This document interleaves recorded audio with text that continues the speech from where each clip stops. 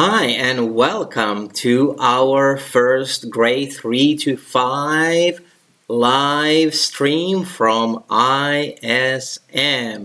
I am Mr. Niko. I am the PYP coordinator and your digital citizenship teacher. And these are my tips and guides for you of how really to make your learning easier at home.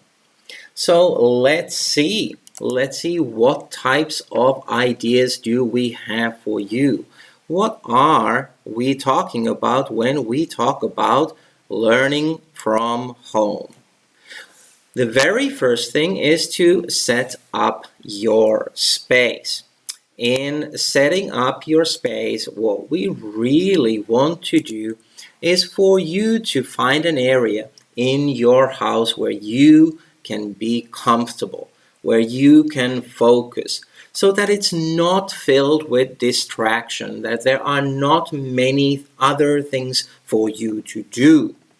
In other words, don't sit in front of a TV. Don't be somewhere where you're going to be distracted to be doing other things. Staying focused is your number one responsibility as a learner. So make it easy for you if you can.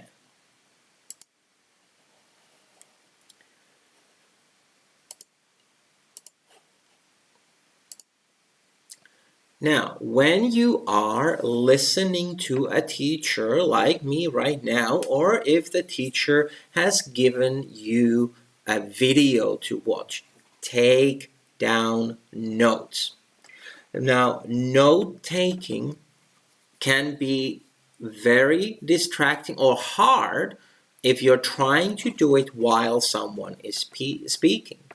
But if you are watching a video, pause the video, draw what you're hearing, take visual notes. Don't try to write everything that has been said, but create visual notes that make meaning to you and make meaning of what you are trying to learn. Taking visual notes can be also fun. You can rewind, you can go back and listen again so that you make sure that you are understanding what is being said. Your second thing is to plan ahead. Plan your day ahead. If you have one, follow, of course, a schedule. But what's really important is that you take over your day. Learn in chunks. Make sure that you are going to be learning just the way that it's right for you. Of course, stick to those times when you are required to be online. But mostly here in ISM, in our grades 3 to 5, you are in charge of your day.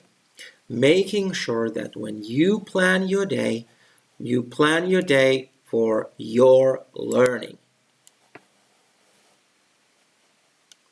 Lessen your distractions.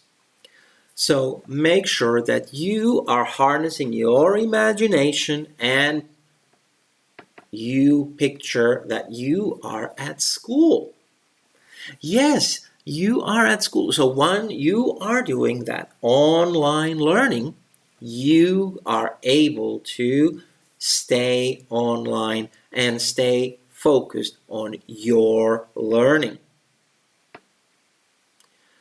It is also great if you can ask your parents to make sure that they will help you to create that environment. Change it up. Take 5-minute breaks when you can. Make sure that after you've finished a task,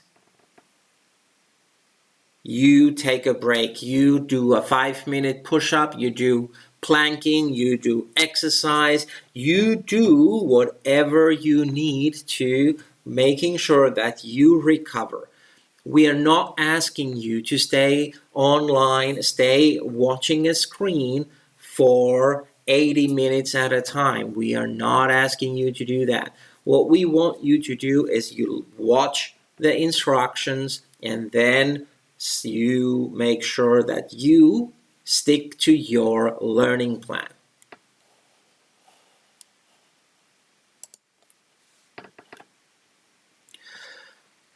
Take breaks in between. It can be a snack, it can be a hug, it definitely is a coffee for me, but take breaks in between. Let your mind rest, recharge, read a book for fun, but make sure that you're not trying to finish up and be fast.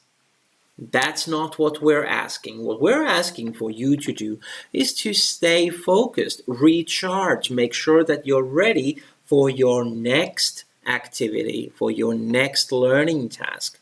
So that is more important, not just trying to be fast.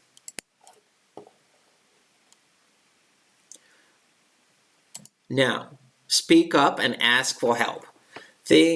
Don't just push it. Don't try, as I said, don't try to be fast. Don't try to just get it done.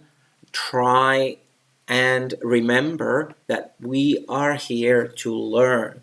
This is still, learning is still the focus that we want to do. We want to be able to support you.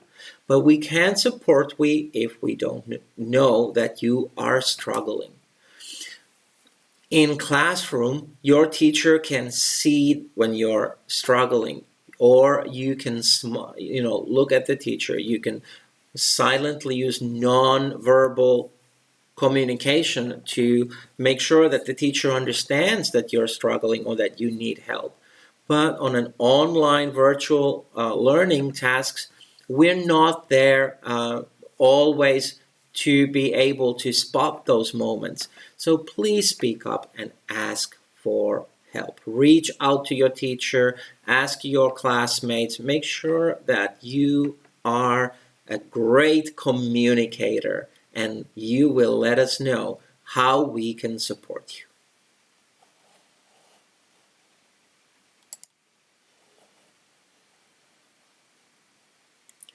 Write it down. So while we ask for you to make notes, but what is even more important is for you to reflect. How is it going? Keeping a journal is a great way for you to accumulate, making it visible for you of how great you're doing, what kinds of new things you're learning, and it helps you then to track down some possible problems or some possible hardships that you might have, and that's when you can speak up and ask for help.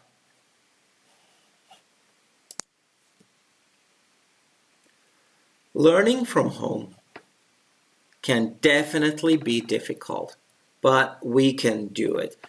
From last spring to this beginning of the year, this past January, you guys have been amazing. I have been observing all different classes, all different types of learners, and you are doing a wonderful job.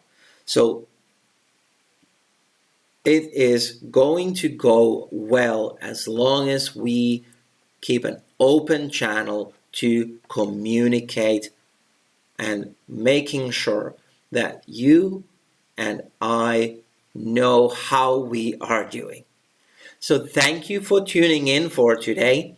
We are going to be looking at making visual notes on our Thursday lesson. So until then, I would like to say thank you for watching.